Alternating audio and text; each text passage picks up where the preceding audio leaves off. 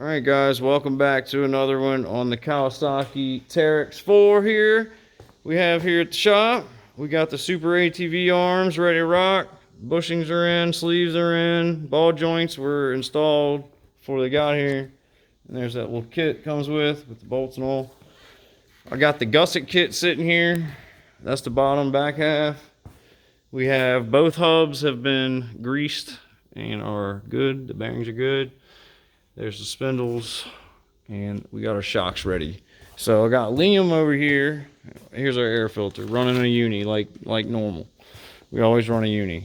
Liam's over here, putting in this front part of this gusset kit here, and looks like he's got it in. All right, good job. How'd you end up doing that? Huh? Not bad. You just kept whacking it, and it finally went in. Okay. Hey, Daddy. Yeah. See that part? Whenever it moves. Yep, it sure does. All right. Well, look, we have all these bolts in.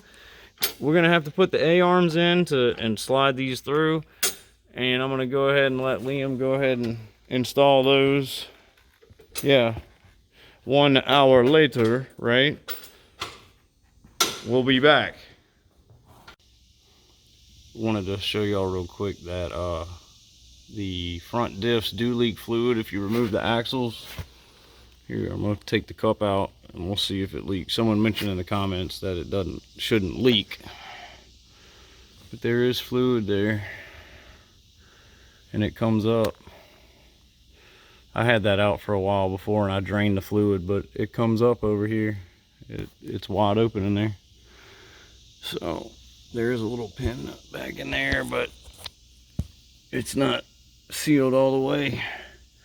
So just showing y'all, I'm about to plunge this axle in and fill this diff up. That way that's done.